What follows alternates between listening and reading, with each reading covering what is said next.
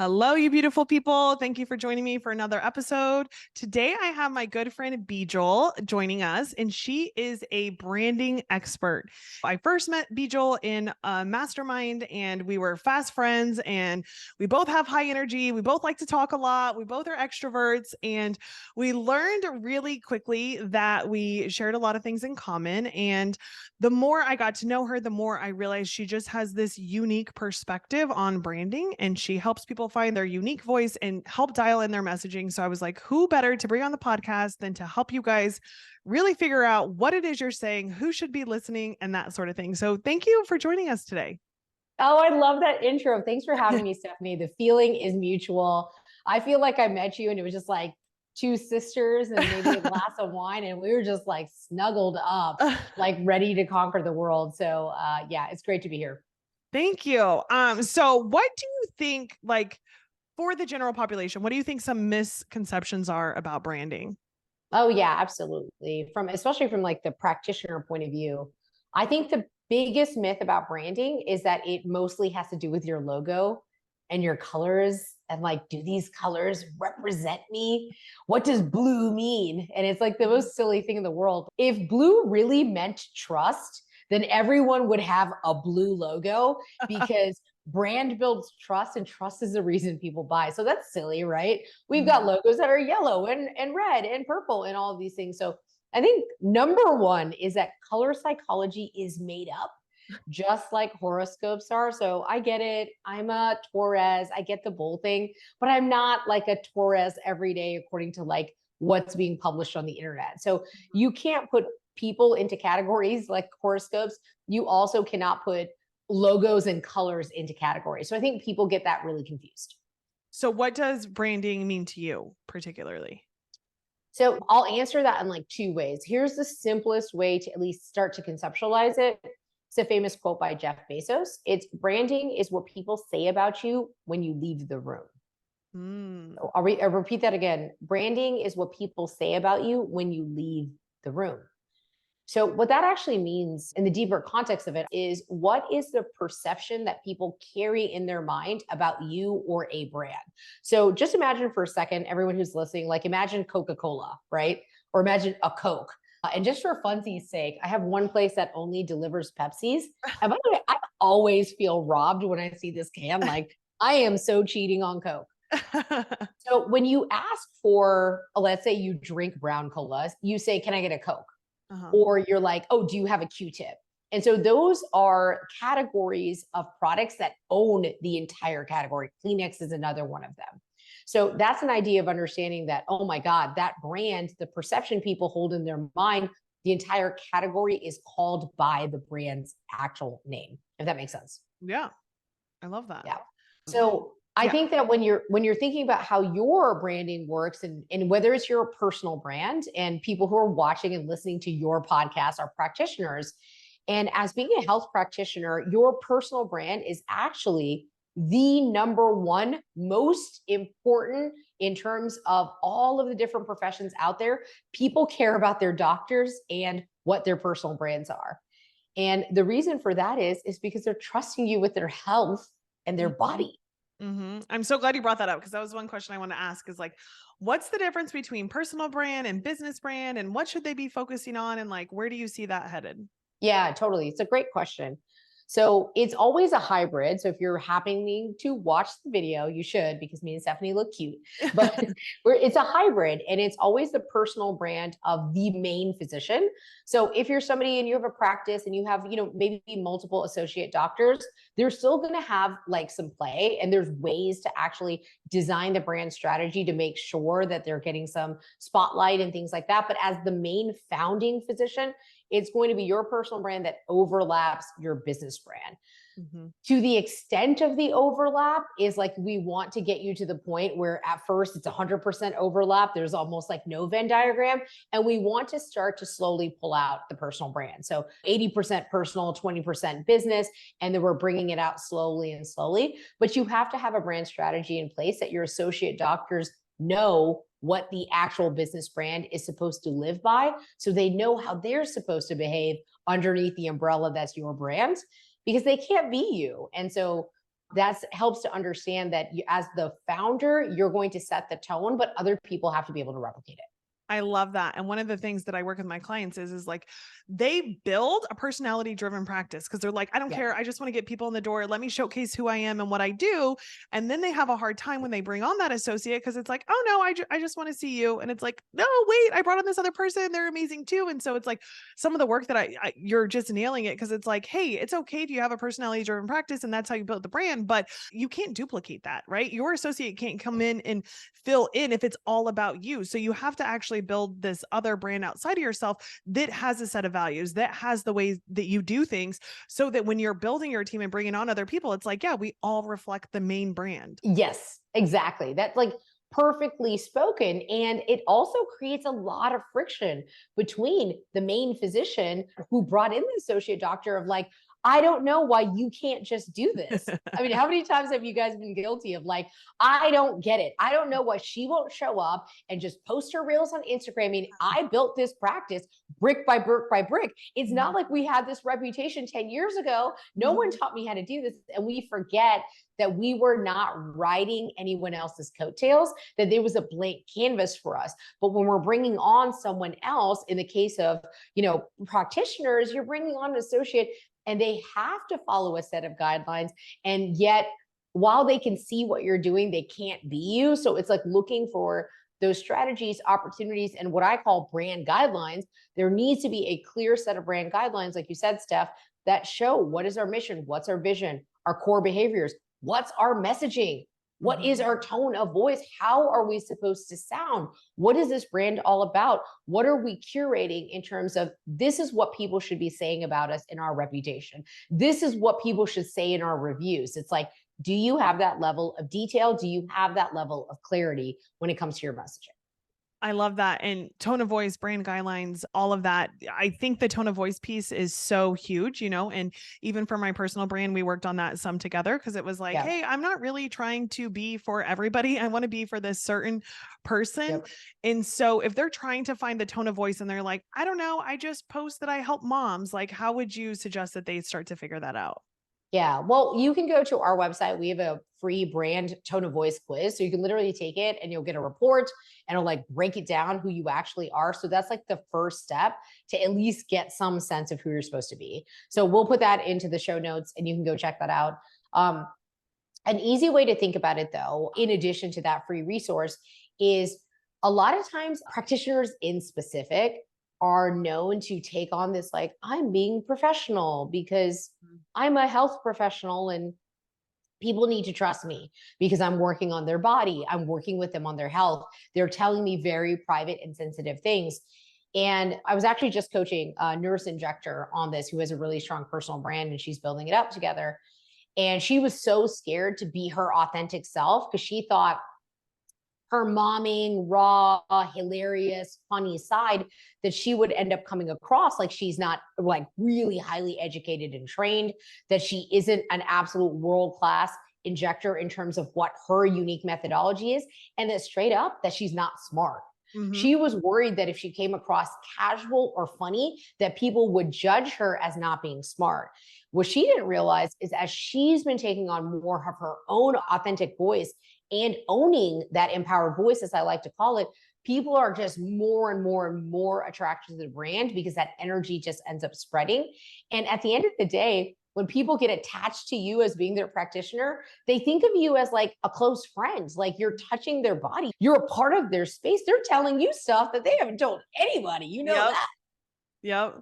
I love that. Yeah. And that was one thing for me and that I realized a few years ago is I'm like, there's no personality shining through a lot of these practitioners' Yeah. businesses because it's like, hey, we help you with this. Come and help us. And people don't buy. Emotions buy, right? And so if Yeah. they can feel emotionally connected to you and they could see themselves in you and they're like, oh, she just totally gets me.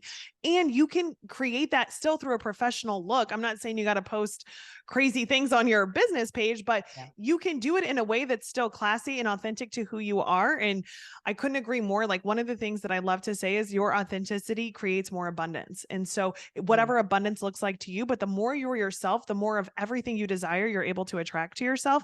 And brand messaging is like the forefront of that, essentially. 100%. Yeah, I love that. Your authenticity is what creates abundance. And a lot of times practitioners are holding themselves back because they Totally. don't know where to toe the line between what's professional and not. And so, just to define that, what Stephanie, I think you mean is like, you don't need crazy drunken pictures of you in a Yeah. half bikini off Yeah. of an island in Greek. Like, that's not what we're looking for. No. Girl, I know your 20s were good, but we're not looking for that. But you, in sweats holding your kid and it's a Sunday and you've got messy hair bun going on and you're like, is this real life right now? I can't believe my kid's going to kindergarten, whatever it is. That is like, you're creating a friendship and you're creating a kinship. And, I know we're not going here, but we're going to go here. Speaking of the opposite of authenticity, it also starts with the A. And I am just like, I'm on certain terms with it. Do you know what I'm about to say? No. AI, artificial Oh. intelligence. Mm-hmm. Oh, Lord, have mercy. All the people out there who are like, you can use AI and train it on your brand voice. No, you cannot. False. Mm-hmm. Falsity, false. No, you can't train someone on your brand voice when you don't even know what it is. Mm-hmm. No, it's a machine. It's going to sound like a machine. And Mm-hmm. so people are like resorting to tools like ChatGPT, and there's a place for that. There's a place for it. It's a tool, but it's not in replacement, and it's creating inauthenticity. So I Mm-hmm. think the need to be able to tie back into like, what is your voice? Who are you for real? That's what ends up creating the attraction, because when we say not professional, I think that's all it is. Like, don't show random, illegal, unethical stuff. Yeah. Besides that, yes, show pictures of your kids. Yes, show people pictures of your spouse. Yes, you can be on date night. Yes, we want to see the kids. Yes, you can be casually dressed. If cussing is a part of who you are and your people love it, if you do it in your practice, you should do it on social. Mm-hmm. If you do it in your practice, you should do it on social. Stop hiding and allow the rest of the world, because those people are your prospects waiting to meet you so they can get away from the next white coat that's up in their face acting sterile, so they can have a meaningful and authentic connection with someone when they go in for their visit. Mm-hmm. Yeah, I love that. One of the things too that you had said to me back when we first met, it was like, if you're having a hard time finding your voice, you're not practicing it enough. I know I have some clients that just, for whatever reason, they don't want to showcase themselves on social media. And so like we have to work through what marketing and branding looks like if they're not showing up on social media, but for Yep. those that are, you get to practice what you sound like and how you talk about things and the things that you believe in. And I even remember like a few of the posts that I did when I was just testing my brand voice and figuring out like, what is it that I'm speaking about? When I did one that just like hit and I didn't give two shits who liked it. I didn't care if nobody liked it. And it was just like, this is how I feel. And this is honestly how I talk. This is how I coach. This is how Yeah. I I live remember my that one. this is It's how so good. I remember that one. and people were like, holy shit, this has never sounded more like you. Like, yes, they were going nuts. And I was like, wow, this is what it's like to find your brand voice. But it's okay to practice and it's okay to throw things out there that just don't hit while you're trying to figure out, how do I like to sound? How do I want to present myself? 100%. You said that so well. And it's amazing. I kind of remember when you did that post too. And I remember the outfit that you have on in the picture. And the reason is that when you show up like that and it's super authentic and like you're using that empowered voice, as I like to say, is you give permission to other people for them to own who they are. That's Totally. really what it is. That energy feels exciting. It feels liberating. It feels freeing. Like, wait a second, I'm allowed to be me. I'm allowed to drop an F-bomb.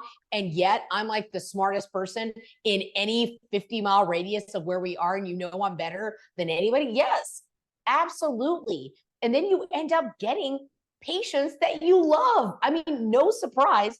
You end up getting patients who you love because they're echoing your brand voice. They love your core values and they love your energy. So suddenly the visit feels like hanging with a friend and you're still supporting people in their health and wellness goals. And the other crazy thing about it is, as a practitioner, I'm not one, but as you guys are, there's always a sense of caring about the patient first and their best well-being for their health and wellness so they can live their most fulfilled life. Like, that is a sentiment that is true and true and true across the board, right? The Hippocratic Oath and those type of things. Well, in caring about your patient so deeply and wanting the best for them, guess what? When you've got like bestie vibes, or they trust you and they think of you as somebody, as a close associate or a friend or someone that they can say things to, now they're suddenly having those really hard health conversations that they may not be willing to check or ask anyone else about, potentially a lump or a spot on the skin, something that they've noticed, but they don't know who to tell. You become the first Mhm. person that they're willing to open up about that in their most scary moments. And what ultimately happens is like their healing journey is better, right? The more that Yep. they feel connected to you, the better they're receptive to the care that you're giving and the deeper their healing happens. I love that you mentioned that. Let's talk a little bit about what it looks like. So we said like, hey, your branding for your personal and your business should overlap in a sense, but it's okay for them to also have some autonomy from one another. What is it that you think we should be doing, not only on social, but maybe in our offices as the leaders of our teams, to get our teams on board with our brand? A great question. So ideally, you already have your brand at least mapped out to some degree, where you have a set of brand guidelines. And what that would include is that you have a mission statement that you, as the founder, can actually recite. Like, it's not something that you did on a worksheet 3 years ago because you joined someone's mastermind and they're like, yeah, we do branding on, yeah, there's a free worksheet. You should knock it out. And then people tell me they have a mission or vision statement. And I'm like, awesome. What is it? And they're like, oh yeah, no, it's something around caring about patients. And I'm like, okay, cool. That's really awesome. I love how different that is. And it's like, so you need a mission statement that is clear, concise, and repeatable. You need a vision statement that is the same, and those two things are different from one another. A mission is about the what, the who, and the how you do something. It's why the business runs. The vision is the 30,000 foot North Star of like, why are you even in existence? It's a much more loftier goals. There's no numbers. It's never achievable. That's what in a really short summary. It's got your core values in there. We actually call them core behaviors because we like to go really detailed with it. We don't like vague stuff like, I believe in integrity and trust. And it's like, so do you in Bank of America. I guess you guys are the same. Like, you must be exactly the same. So, but whatever you do have, you want the core values in there too.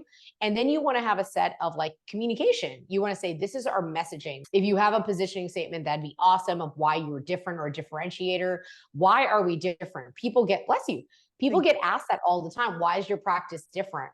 Mm-hmm. Or they're wondering it, but you're not communicating it. So just imagine yourself as the shopper. When you're looking around, you're looking for, what do friends recommend?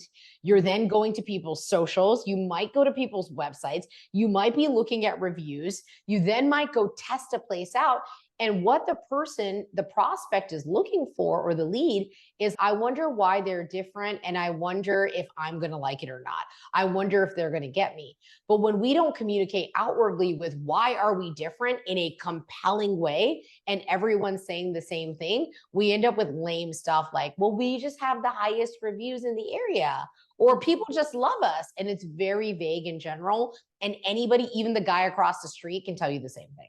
Yeah, there's no differentiation there. There's no unique selling point. And that's one of the things too that I think, if it is a profession, you're like, oh, well, we help people like that with these sort of things. It's like, well, the whole profession does. What makes you different, you know? Exactly. And the minute you say that, they feel a little bit on guard of like, oh yeah, that's true. And I know, and this is really lame. And Uh-huh. they'll admit it's really lame. But to tactically go a step deeper is having that set of brand guidelines, or even a brand sheet. Could be a one pager, but you want to review that with your team in an all team meeting on a once a week basis. So when it comes specifically to core values, so let's just pretend this is compassionate accountability. That's one of ours. You want to be able to highlight what compassionate accountability means on a weekly basis. So you pick one core value, you highlight it, and then you might say, hey, I'm really excited because like Sharon on the team, she knocked out compassionate accountability because when she did this specifically to help out that patient, she went above and beyond. And that is what we are all about at so-and-so practice. And so then we're like, kudos, we're high-fiving, people are celebrating. Sharon's like, yeah, that's right. That's me. That's who I am. And so it's an opportunity to celebrate wins and to even promote people on their adherence to the core values, it's also an opportunity to exit people out of potentially their seats or the practice if they're not adhering to the values that you actually set. So you just want to make sure that as the founder, you're saying that mission statement, you're repeating the vision, you're giving them tactical, tangible examples of what happened that day that makes sense with what you guys believe in as a practice. I love that. And I can think of how much I've dropped the ball on this as the leader, because I'm just thinking of one of our core values is going above and beyond. We are just not here to deliver the chiropractic adjustment. We are here to support moms in all stages of motherhood. So one of the things is you will see one of my assistants carrying out a baby carriage to the car if a mom has 2 children. That's going above and beyond. But as the leader, I haven't been kudoing them and high-fiving them and doing whatever else. So like, this is a great reminder for me. Shit, if they're doing the things that our brand was built upon, they still need that recognition from me as the leader and being like, you guys are crushing it at X, Y, and Z, which is what's going to carry the brand when I'm not there. First of all, I just got chills because that is like the best core value. And I'd call that a core behavior, because you're not just, a value could just be like caring, but when you say it the way that you did, going above and beyond, it makes it a behavior, and now people know what to do. But Stephanie, what you're talking about is so common. As the owner, you were probably really hype about it when it was new, and you're a visionary and you forgot about it and you got used to it. But I'd say it's awesome that you're recognizing there's an opportunity to like high five, because what gets celebrated gets replicated in your culture. But the other thing that could be an awesome ninja move, because you're in scale mode of where you're at with your practices, is getting the people that are on the team and the associate doctors to do it with each other. So if the associate doctors and the staff can take the place of you and make sure that they know to celebrate and call up every time somebody's doing something really well that aligns with it, it starts to become a practice. And so that's just something that happens on a weekly basis. And we have, particularly for us, we have a Slack channel that we call Wins. Whatever way that you guys communicate, whatever system you use, there's a way to just make sure that people can quickly high five and celebrate each other. I love that. And I think for anybody listening, there's so much to focus on as the business owner and the one in charge of these big teams or little teams, whatever size your team is, that maybe not often are they celebrating the wins. Maybe not often are they reviewing their brand guidelines or their core behaviors. I love that versus core values. It's funny. Core values feels like a little stagnant to me. And I'm like, it feels like kind of like that worksheet that you said. It's like, I have to do it. But core behavior, when you said that, my mind automatically thought of like us carrying out that baby for that mom, us going and helping the mom in the bathroom with the changing table if she's like flustered. You know, I can think of core behaviors versus core values. So I think that's so huge, because a lot of us who are building these brick and mortar practices and trying to create these teams, we have an idea of how we want our culture to be and to feel. And that's a lot more easy maybe to communicate. Whereas if they were just sitting down and working on some of these things that you've encouraged them to do, they could be stuck. No, think about the experience you're delivering. And that's probably where your core values lay. Yep. I love the distinction and the way you kind of drove that home too. And I think one step to take it further is if you are still blank and you're like, well, we'll do what Stephanie does, you know, which is what happens when you're without ideas. It's fine if that's truly you and that makes sense, you know, go for it. I don't think any mom will be upset at that. But another way to think about this tactically, so you can kind of get it done and you're getting real applicable and actionable advice from this podcast, is that you can also look and just take it as like a student approach or a study approach. Anytime you visit a doctor or any place that you're getting a treatment, I don't care if you're getting your hair done, getting your nails done, what you're getting a haircut, whatever, you're at the grocery store, you know, whatever it is, any place that you might be getting service, or you might be at the valet, or I'm at Starbucks on the daily. Like, I know how I like to be treated. Like, I love when people know my name, you know, I kind of like need to be known a little bit, like, but I'm also endearing in that way. And when I don't know their name, they're like, oh, you're Bijal. And I'll be like, well, who are you? What's up, Joe? You're going to love this location. So it's like, you're leaving yourself clues of how you like to be treated when you're getting services from other people. So it's a really easy way. If you can start to study that, you'll have at least 3 things that you can go off of. It doesn't need to be fancy. It doesn't need to be perfect. Also, if you're just starting out or you have a million things to do, don't overcomplicate it. It's better to have 3 than to have nothing at all, because you're waiting to have a perfect 10. Yeah, I love that. Simplicity is key to just getting started. Like, don't overcomplicate it, just get started. Yep. As we're wrapping up here, you have so much genius that you can share. And that's one of the things you and I went back and forth about is I'm like, Bijal, yes, you're a branding expert, but I feel like that doesn't even encompass everything that you're capable of teaching others.